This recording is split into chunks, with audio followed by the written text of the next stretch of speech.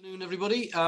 My name is Nick Pearce. I'm the director of the Institute for Policy Research at the University of Bath, and I'm very pleased to be able to welcome you to this lunchtime seminar with our colleague, Professor Jaideep Roy in the Department for Economics at the University of Bath. And I think joining us in this webinar today will be my colleagues from the Institute for Policy Research, colleagues from the Department for Economics, other departments in the university, and I think perhaps also some contributors from other universities around the world indeed. So you're very welcome, all of you, to this discussion. Jaideep is going to talk to us about his latest work, his latest research on automation, displacement and democracy. And this is a subject which, or a group of subjects which we at IPR have been interested in, particularly on the empirical side, looking at the effect of automation and technology on workers' preferences for particular kinds of social policy and welfare state provision, particularly in the context of our work on universal basic income. We've got a program of research on universal basic income, which we've been undertaking for a number of years. And so the question of whether technology is reducing the labor share, reducing demand for workers, and what that might mean for social policy is obviously a very central question in that research. So we're delighted to be able to welcome Jaideep to speak to us today, but for his approach to these questions from his own economic theory perspective, and in particular looking at questions of displacement and democracy. So I'm not going to say any more about that because I'm going to leave it to Jaideep to do his presentation. When he's been able to do that, we'll come back to the chat, and at that point we can use the Q&A in particular to have a debate and discussion with Jaideep.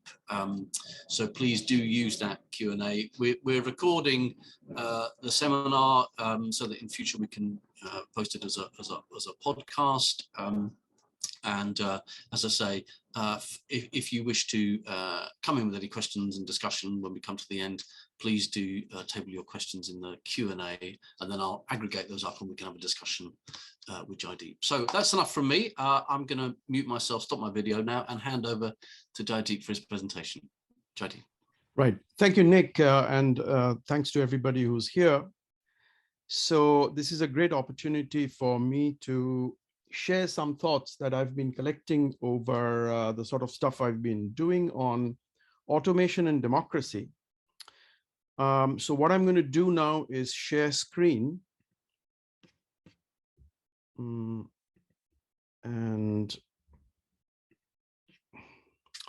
so the title of today's talk is Automation, Displacement and Democracy. And this is joint work with Professor Saha from Durham.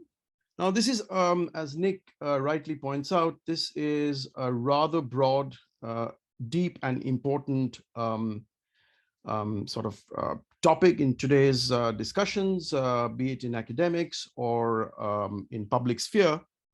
So we are probably scratching the surface of this monster, especially from an economist's prism, because I guess this requires multidisciplinary thoughts, interactions, and communication.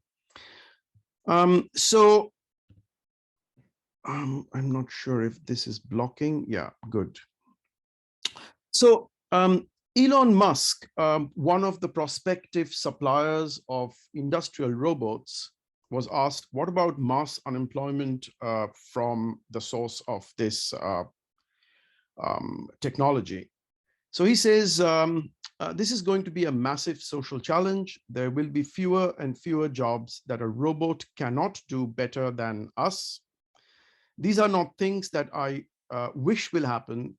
These are simply things that I think probably will happen. I don't know why this, right. Now, my favorite character from Star Trek, Spock, immediately says, yeah, computers make excellent and efficient servants, but I have no wish to serve under them. So on one hand, they'll be unemployed. On the other hand, there'll be the employed who may not enjoy machines moving around them. But Bertrand Russell, with his foresight, said the following about machines. So there will still be things that machines cannot do. They will not produce great art or great literature or great philosophy. They will not be able to discover the secret springs of happiness in human heart. And they will know nothing of love and friendship. Probably true. And one of my favorite writers of science fiction, Isaac Asimov, famously had said, in a properly automated world, machines will do the work that makes life possible, and that human beings will do all other things that make life pleasant and worthwhile. So it might be a nice thing at hindsight, but here is something that might bother us. So let's listen to this for a minute.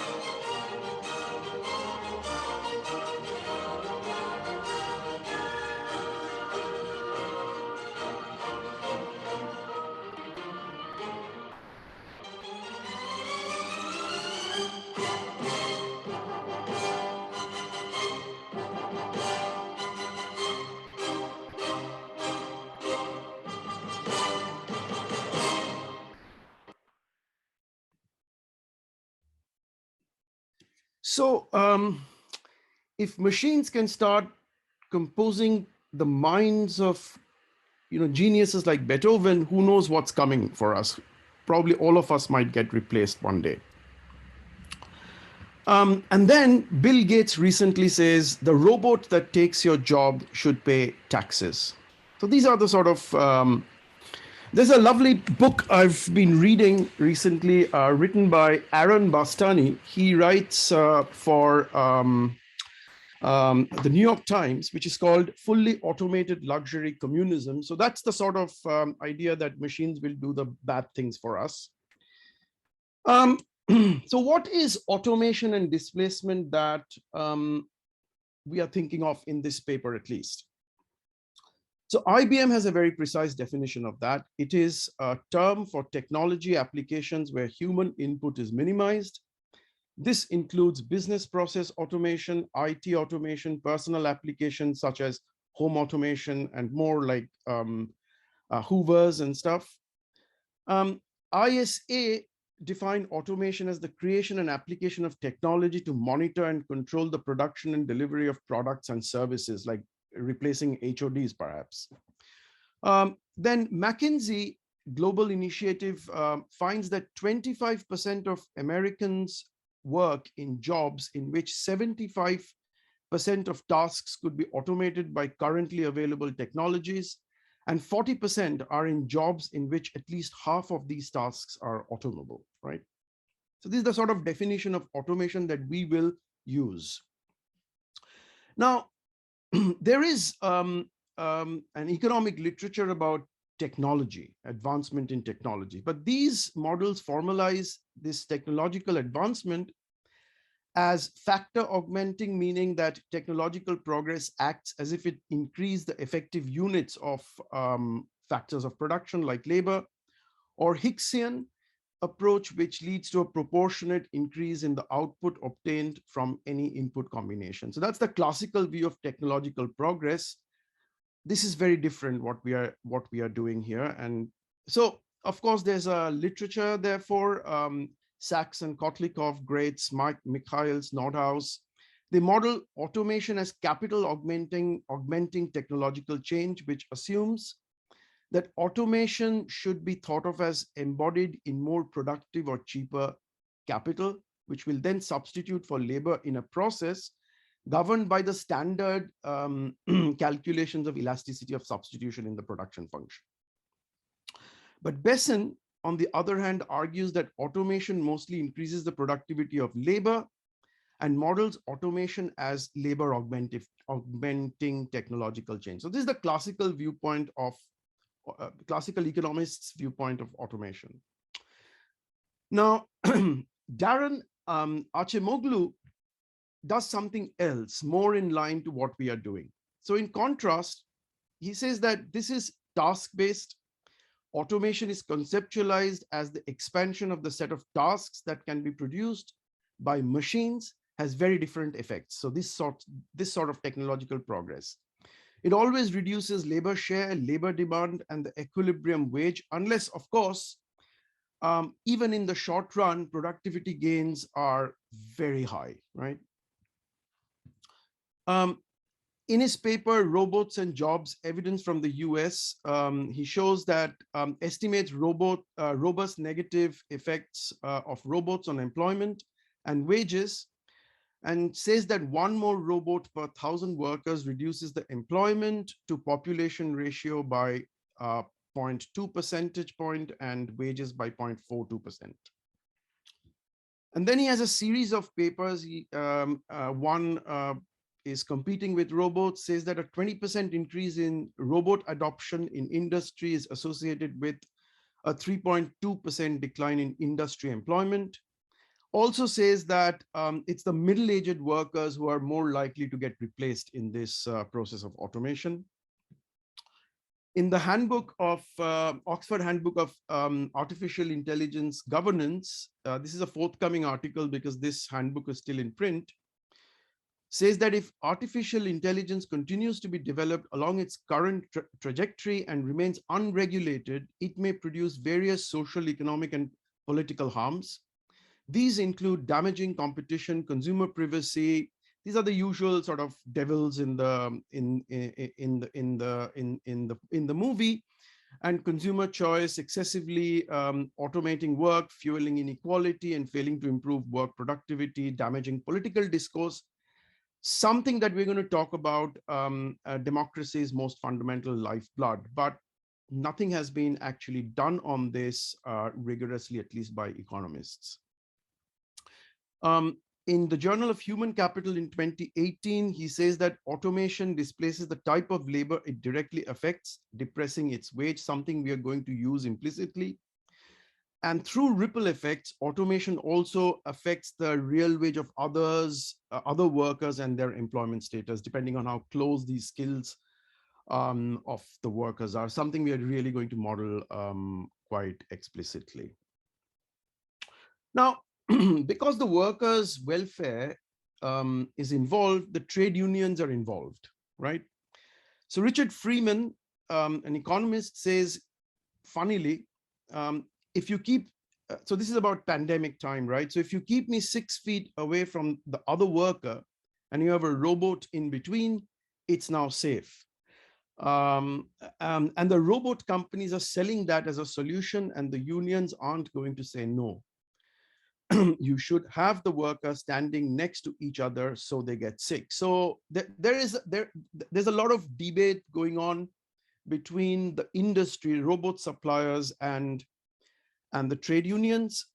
Unison has actually quite an extensive document. I can supply that to anyone who's interested, which recommends workers to negotiate early with employers before automation takes over, right?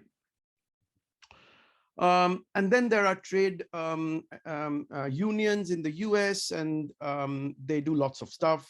They even try to pass bills to address job loss and on-job exploitation caused by automation.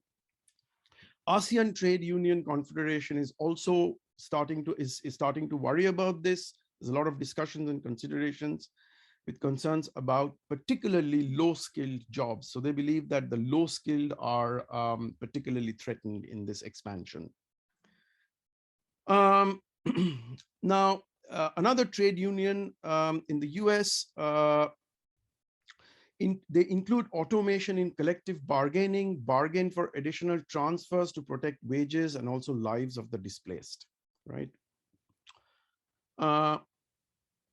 So the president of the United Food and Commercial Workers International Union says it is surreal to think that any company could fire their own workers without any human involvement. That's the type of automation that unions can step in to mitigate through collective bargaining contracts, right? So I'm just bringing in the key players in the discussion we'll have today, which is trade unions, robot suppliers, and workers. Now, these are some of the major robot suppliers. We'll call them robot owners in the specific model we're going to look at. And they have views on compensation which might sound philanthropic at the first instance. Okay, so for example, these companies are increasingly supporting labor welfare programs in mainly two ways: job training and robot tax, contributing towards basic income and other forms of monetary compensations for particularly the displaced.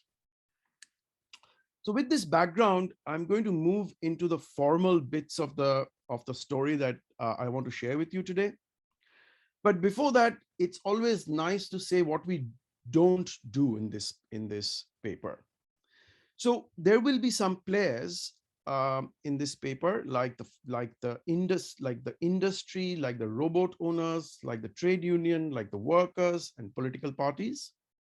And with respect to them, these are the things we don't do. We do not explicitly model firm-level microstructure. We abstract from retraining issues that the industrial robot suppliers are talking about.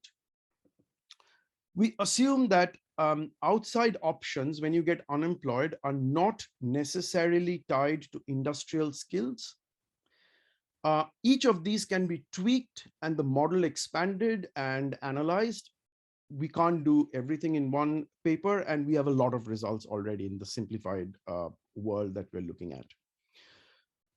Capital labor ratio is not the axis of analysis, but this can be easily extended to that as well.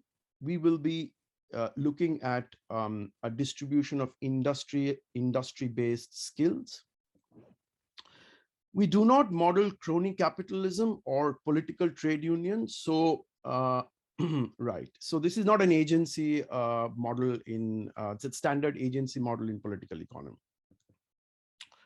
One thing you might, when I start introducing the technology and the displacement technology in particular in the labor market, think that this model can be used to study migration and how migration displaces native population from the working labor force.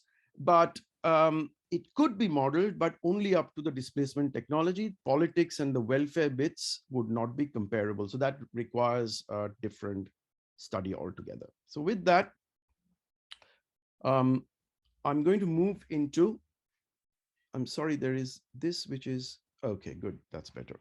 So as I said, the actors are workers. Industrialists, we're going to be passive about it, as I've said. Two political parties, a central trade union, a consortium of robot owners. Oops. So there's a unit mass of workers. The distribution of industry-related skill is S, which is an element of the unit interval 0, 1, and is distributed according to a non-atomic distribution F with density Fs, mean Sm, and variance sigma square. Now, typically, I mean, those of us who work in electoral competition, spatial competition models,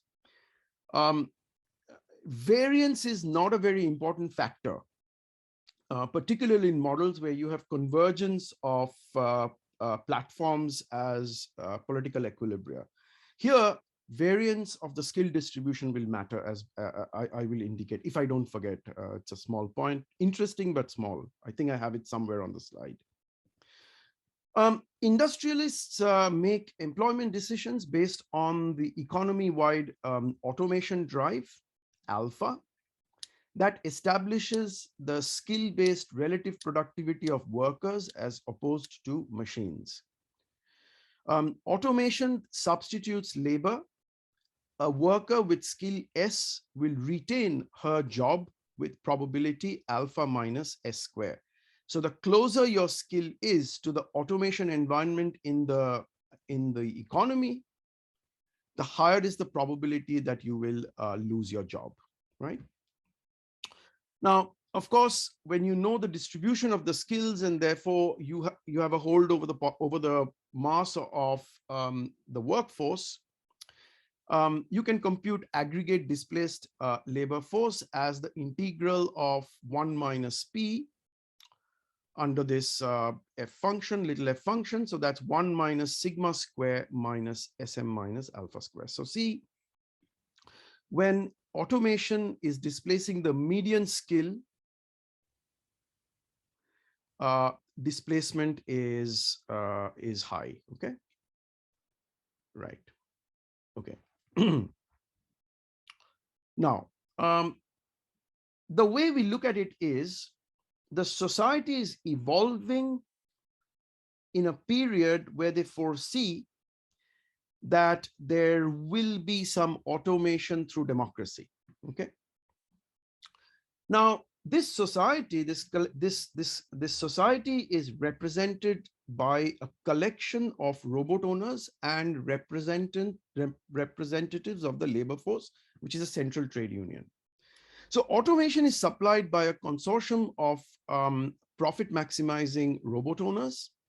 As automation displaces labor and enhances the profits of the robot owners, the consortium might have to bargain over some fund pie with a centralized trade union characterized by, so this is the characteristic of the trade union, a preference parameter lambda that denotes the proportion of this pie that it gathers from the robot owners and allocates to the displaced worker. So here, redistribution is financed, is budget balanced. It's financed by the suppliers of robot owners. They supply it.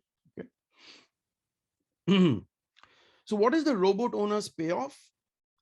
Their payoff is a fact. So that it's so K times big delta alpha is the profit of the robot owners. So delta alpha is the displacement. So this is some factor of that displacement. Think of it roughly as the number of machines you're selling, minus the pie that it has to give to the trade union for redistribution.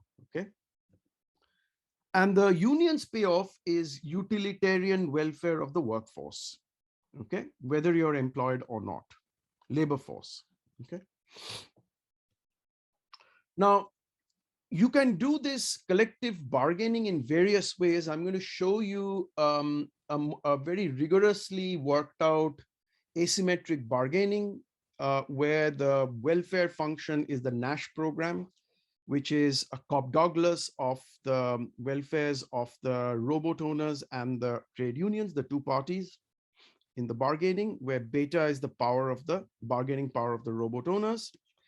And you can actually compute the asymmetric Nash bargaining solution and say things on it. I'm going to show you that solution. I'm going to also be a little more general as Edgeworth, and I'm going to talk about social contracts. Okay. Now, let's look at workers' welfare from automation or in general from working. So an employed worker of skill S earns a fixed wage W bar plus a variable wage that increases in her skill. So the higher skilled people are paid more. Now, being replaced in general and particularly by automation, because that's what we are talking about here, comes with an individual disutility of delta. Okay. If pi is the outcome of the collective bargaining between the robot owners and the trade union, then the expected utility of a citizen in this economy under an automation drive alpha in the presence of a trade union with preference parameter lambda is this. What is this? With probability 1 minus alpha minus s square, you lose your job. So you get a lambda share of the pie and you're unhappy with delta. And with probability 1 minus alpha, you keep your job and you continue to earn the wage W bar plus WS and the share 1 minus lambda of pi, right? That the trade union gathers from the robot owners and gives to you. So given pi, so let's look at now representative democracy, which comes eventually in this society, right? So given pi, the automation drive alpha is chosen by citizens through the institution of representative democracy. Okay. What happens here? So we want to look at pure politics. We don't want to look at politics of ideology at the moment. So we want to study the role of aggregation of preferences. So there are two Downsian parties. They are office seekers. They don't care about anything but winning office, called 1 and 2, who contest an election by simultaneously announcing their automation agendas, alpha 1 and alpha 2. In reality, what happens is these parties are announcing packages of policies, right? And from that package, one can roughly compute the environment of automation that is to be in the next 5 years or so. So implicitly and directly, we are just going to say that these are essentially announcements of economy-wide agendas, automation agendas, alpha 1 and alpha 2. Upon observing alpha 1 and alpha 2, the citizens vote for the party that maximizes their individual utility. So you can think of this as sincere voting. There's a continuum of voters. This is always an equilibrium anyway. Now, in this respect, and remember I said we're not talking about crony capitalism and we're not talking about agency theories. So all that the citizens who matter in this voting, in this representative democracy, are the workers, as all other agents are of measure 0 and hence electorally insignificant, and we're not talking about influence, right? These are all interesting extensions we can work on. So one can rewrite the expected utility of a worker as follows, okay? And keep an eye on this pi hat of S. It is some combination of your utility from working and not getting unemployed. So delta is some form of shadow price of employment, okay? Now, the utility function of the workers, and Nick was mentioning that that the center is trying to estimate empirically preferences of workers. So in this sort of parable, theoretical parable, these preferences start looking like this. When lambda is less than half, meaning the trade union, the central union, cares less about displaced workers and more about the welfare of those who keep their jobs. Indifference curves of workers, utility functions of workers are double peaked. But if S for a particular worker, this is drawn with skill S, if the skill is greater than half, then the peak is at 0. And if the skill is less than half, then the peak is at 1, which I have not drawn, which basically means what? If the trade union doesn't care about my welfare when I get unemployed, I like automation that is farthest from me in the space of skills, so that I'm most likely to retain my job, right? When the trade union starts caring more about the displaced, provided the pie that it can get from the robot owners is not too large, this continues to stay, right? So when pi is small, this guy's utility function remains the same. Of course, as pi increases, his utility increases and then crosses a threshold, which is lambda pi hat S minus delta, beyond which preferences turn and become single peaked, and And sorry, that was my right. And now workers like to be displaced because the trade union is very powerful. So this is some hint of luxury communism, right? Now, what happens with politics? Now, when you study these two utility functions, what happens is the following. If you plot the skill of the workforce here, worker here, then there is a cut. So this is a particular pie that is given. And then there is this line, which is this pi hat S. Okay. Workers with skill higher than this critical level S hat prefer alpha equal to 0 when their skill is bigger than half. So this is an automation that is displacing the low skilled workers with the highest probability. And when these guys have a skill less than half, then they like an automation that displaces Beethoven's. Okay. For skills to the left of S hat, they are single peaking at their skill. So the workers prefer alpha to be themselves, their skills, right? So keeping that in mind and working carefully through the game of played by the two parties, the following turn out to be the political equilibrium. Before I show this, let me tell you one thing here. When lambda is less than half, workers either prefer 1 or 0, right? So if the median worker is to the right of half, then the Condorcet winner is 0. And if the median voter is to the left of half, the Condorcet winner is 1. So that politics is pretty easy. When it comes to lambda bigger than half, then careful analysis tells us the following. So first, suppose the median skilled worker is high skilled, bigger than half. Then this red line is tracing how the political equilibrium looks like as a function of what the trade union can bring from the robot owners. So as pi increases, so first it remains 0. Remember, the median voter is bigger than half. Then if pi is very large, the median voter starts becoming very decisive, and the parties pander to the median worker, and alpha star is the median voter's skill. Now, in between, there is a fixed point given by this equation here.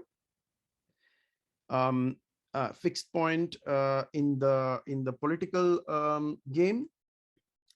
This is this S star, and it increases in pi because S hat increases in pi, right?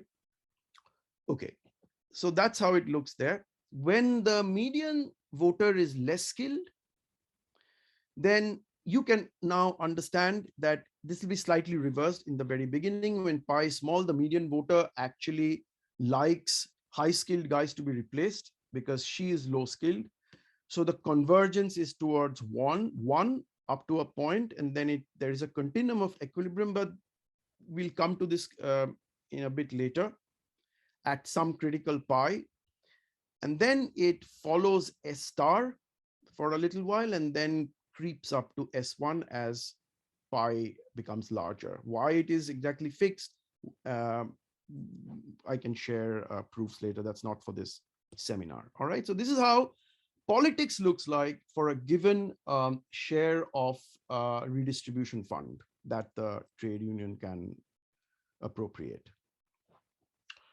Now, the trade union and the robot owners started this conversation foreseeing politics that's coming tomorrow in 2 years, 3 years, 5 years, maybe 10 years. Okay.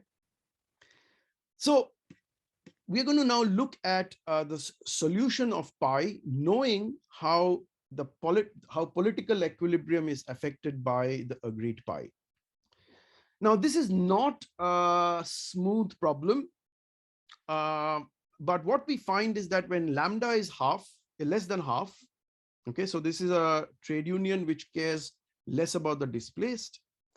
The bargaining set is convex with a linear frontier, and there's a unique solution to the bargaining problem, okay? When the trade union starts caring about the displaced more, the bargaining set is not necessarily convex, but it's comprehensive, which means if there is if a particular pair of utilities is feasible, then if you give less to both, that's also feasible. So that's very reasonable. So the bargaining set remains comprehensive. We know, those of us who work or read about bargaining, that comprehensive bargaining sets do not necessarily yield unique bargaining solutions. Of course, they do not satisfy symmetry. In any event, we're looking at asymmetric bargaining. But so you might get multiple solutions, but the problem is well defined, okay? And all other axioms of Nash bargaining continue to hold, apart from symmetry. So it's a pretty solid solution concept if you want to be serious about bargaining. So let me give you, I have about 10-15 minutes, so I'm going to move to some full picture of what's going on in this type of framework. So this is how the full equilibrium looks when lambda is less than half. The trade union cares less about the displaced. Beta is the power of the robot owners in the collective bargaining. So when SM is high, so the median skilled worker is high skilled. Yes, the low skilled gets displaced for all values of beta. And as beta increases as expected, beta means the power of the robot owners, the amount of pi that goes to the in the hands of the trade union falls, interestingly, not to zero. Why?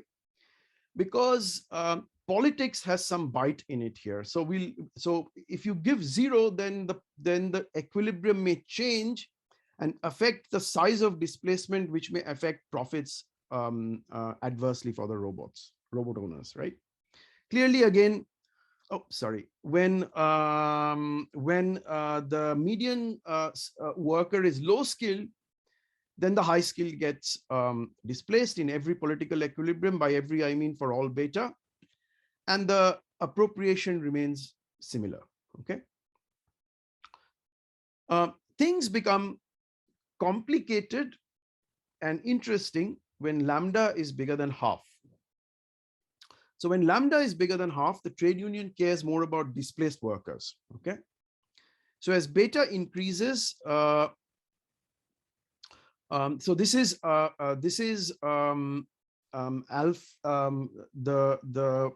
the median voter is high skilled, okay?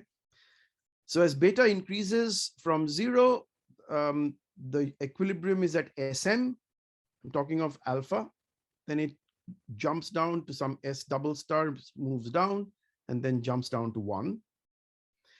The pattern of pi that the trade union can appropriate expectedly is a little bit nuanced, has jumps, but is downward sloping in both cases. When the skill of the median worker is less than half, low skilled, then it starts with SM, goes down, and then jumps to 1. So there's some non-monotonicity, which you could see from this figure as well, okay? What is interesting, let me make this remark quickly before I go to Edgeworth type collective bargaining, which is actually more general, is that when lambda is half, so I'm measuring the robot owner's bargaining power here. So when lambda is less than half, so the trade union cares less about the displaced, the median voter theorem always holds, okay? But when lambda is bigger than half, then the median voter theorem does not hold when the when the powers of the two parties in the collective bargaining is sort of close to each other, balanced power. So outside, the median voter theorem starts holding. Okay. So now, what is important to ask here is, what exactly is democracy doing? So let me explain this figure drawn for a trade union which cares about the displaced and for a world where the median worker is high skilled. So this red line extended with dots is the political, by the way, here it's Y. It should be pi. It's my mistake. This Y here should read as pi. Okay, so that's the amount that the trade union extracts from the robot owners. So this, you have seen, is the political equilibrium, which you can think of as the political contract curve. Now, what is this black line? So I'm drawing the indifference curves, okay, family of indifference curves of the robot owners and the trade unions in the alpha pi plane. The robot owners' highest R is this point under full control. So the indifference curves look like this. And this red dot is the best the robot owners want when it does not control politics. If it controlled politics and had full bargaining power, it would implement full displacement and zero pi, right? That's obvious. But otherwise, because it doesn't control pi, what will happen tomorrow, blah, blah. Its optimum is this red, and the trade unions indifference curves look like this, okay? And this dotted line is the feasibility constraint for Y. Remember, Y has to be financed by the trade unions. So that is the trade union's full control optimum. But if it couldn't control politics, then the optimum is here. Now, bargaining a la Edgeworth with a political constraint would be on the red line. Bargaining a la Edgeworth without the political constraint would be on the black line, right? So that's what these figures are. Now, there is one point, green, which we call Paretian democracy, and I'll come back to that in a commentary in a bit. This is where the full control contract curve intersects the constraint contract curve, if you like. So what's the message here?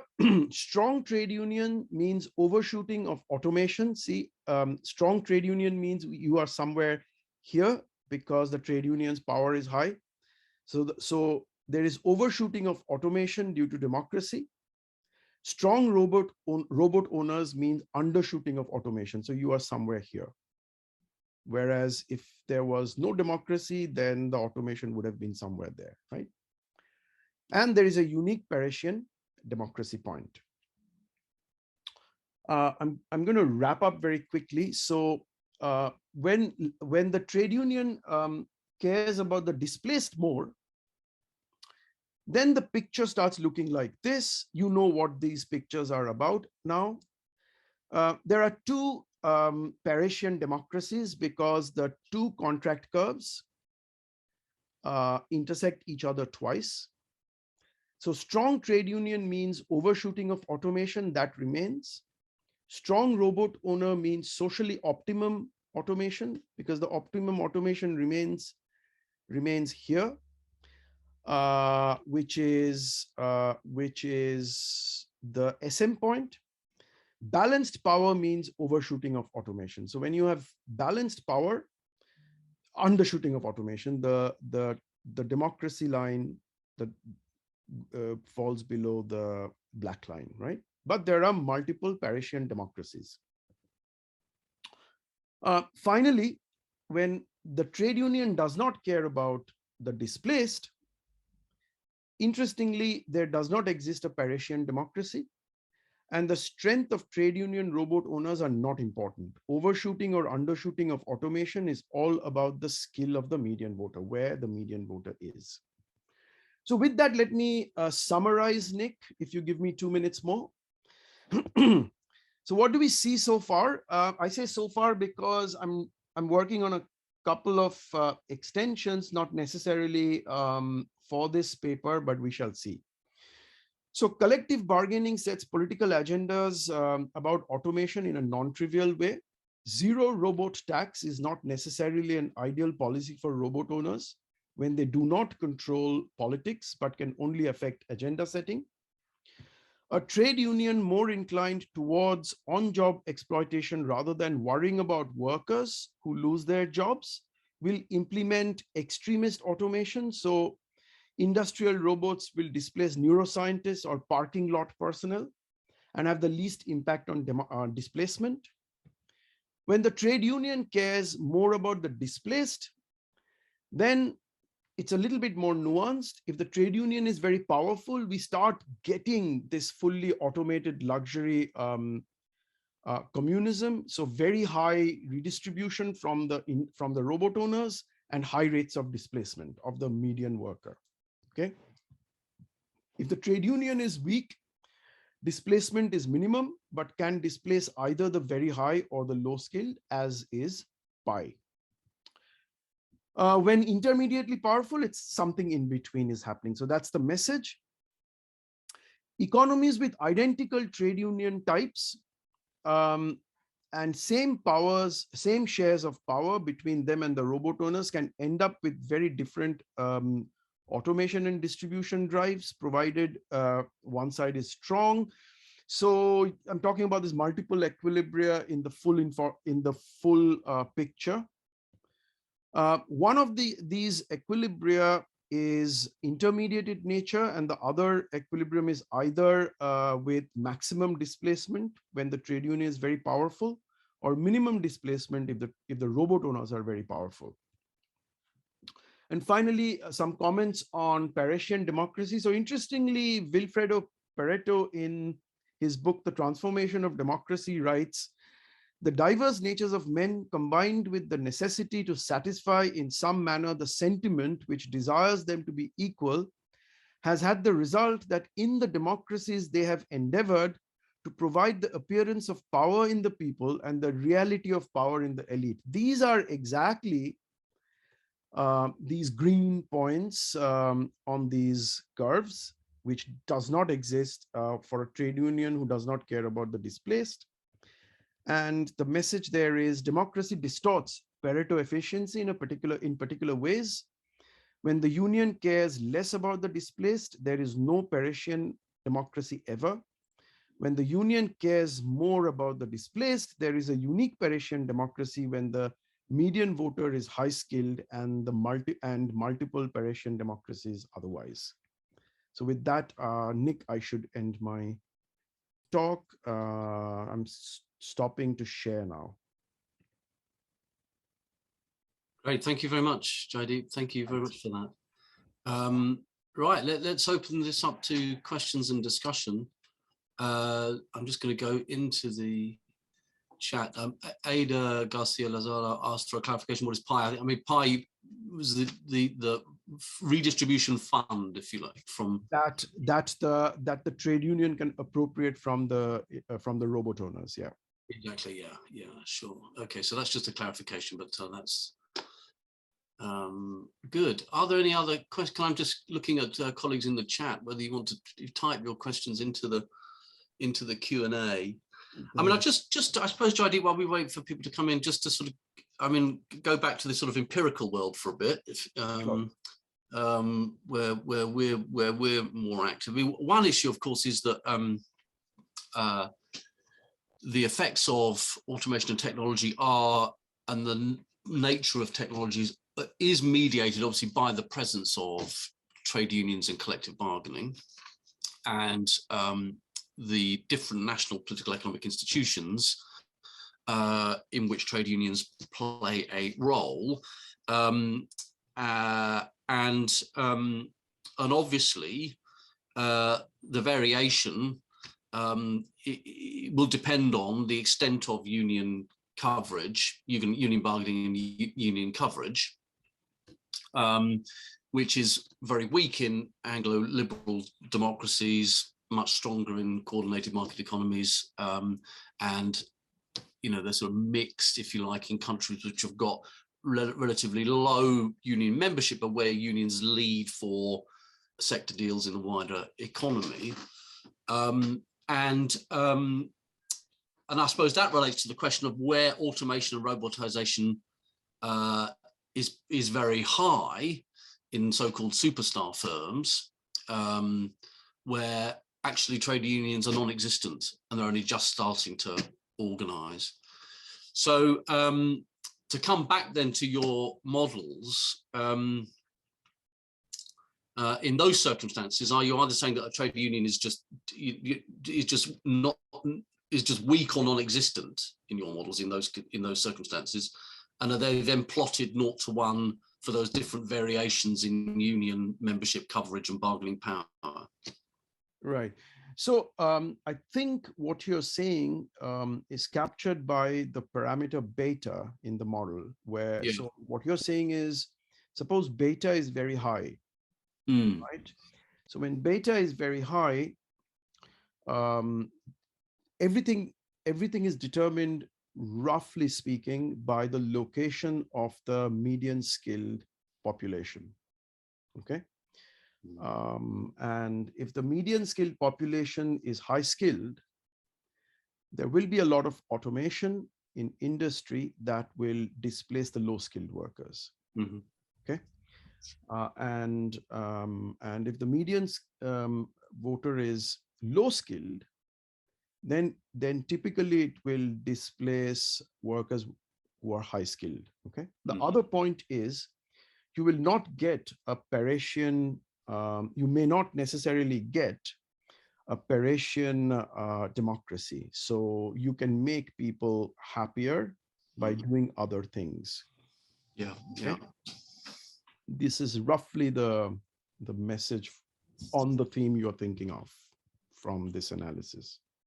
Okay, let's go to some further questions then. So, Meg Schneider, how would the results change if policy agendas also included redistribution in addition to the level of automation alpha? So this way workers would get a stronger hand as they're the only voters and be less dependent on the properties of trade union like Lambda and their bargaining power. Yeah, so I think Mike's question is, what if political parties can commit to redistribution? Is that right, Mike? You could speak. Yes. Yeah. That's what it might. Yeah. So first of all, this is hard for political parties to announce. It might be able to announce Lambda as a policy rather than the amount that can be appropriated by from industrialists. But if they can do it, then so there'll be so it's a two-dimensional political competition in that case. You may not have existence of a Condorcet winner to start with, Mike. Okay. So you will have to enter stuff like mixed strategy equilibria in the political economy game. Having said that, the impact of Lambda would be very similar. So you may have equilibrium uncertainty in that sense.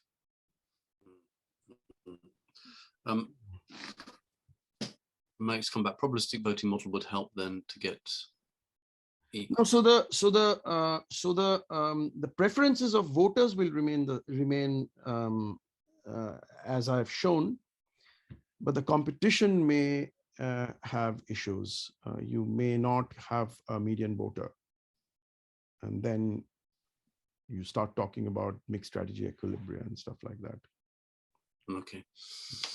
Ada's asking just about the case, just some clarification, I think, on the case why, when robot owners are powerful, is displacement minimal?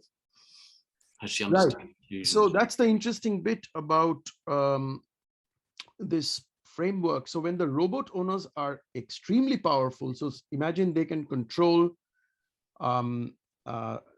alpha and pi, right? Then they will displace the median worker, because that's where they can sell robots the most, and they will not give any redistribution. Okay.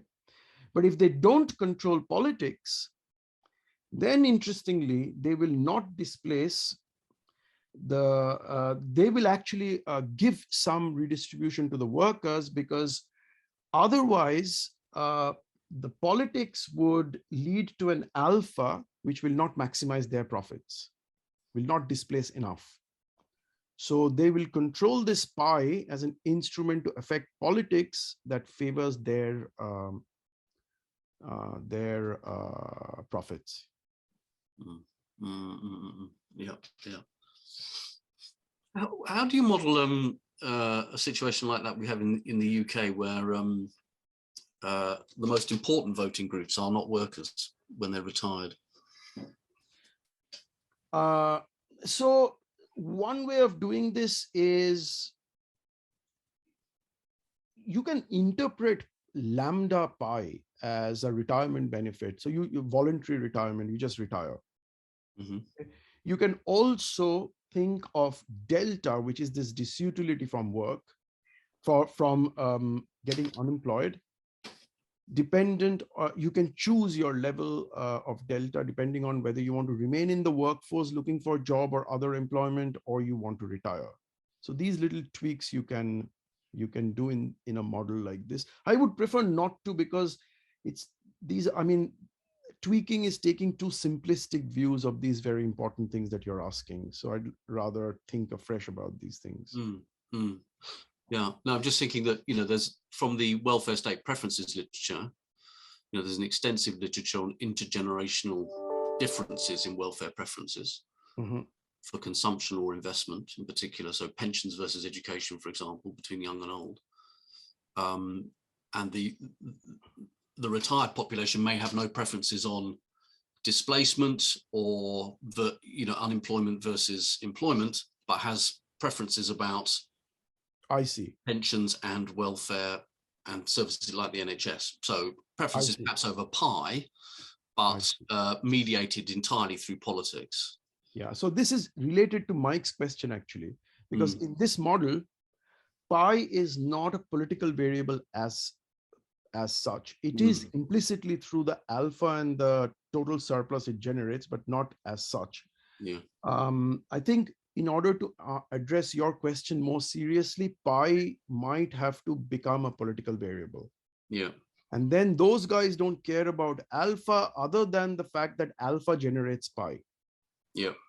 These are all very interesting extensions. Yeah. So they would have, yes, I mean, and that would, I suppose, in contemporary politics, that would translate into preferences for whichever party is deemed most capable of running an economy that's generating a surplus. Competence, etc. Yeah. Okay. Yeah. Very good. Okay. Are there any other questions? Any colleagues got any other questions to chip in? We're coming up to the end of the session anyway, I think. Which is going to end abruptly, right? Yes, I'm afraid it ends abruptly. The session will just stop. But that was incredibly interesting. Thank you. Thank you. Yeah. Do you have any indication yet about when you're likely to publish? Where or when you're likely to publish? So this will take time, right? Yeah. 2 years, maybe. 2 years. Okay. Maybe 1 year. I don't know. Yeah. Okay. No. Of course, you can never know these things. Okay, great. Well, thank you for sharing it today with us, particularly those of us, who work much more in empirical political economy and in welfare state social policy research. It's very interesting to have the presentation of these models. Very interesting indeed. So thank you very much, and thank you, colleagues, for joining us. And as I said at the beginning, we can follow up with a podcast and a video of the presentation in due course. So if there are things you wish to return to, that you want to see, go back to some of the graphs, go back to some of the variables, then of course you'll be able to do so due course. Thank you Thank very you very much. much. Thanks a lot. Thank you.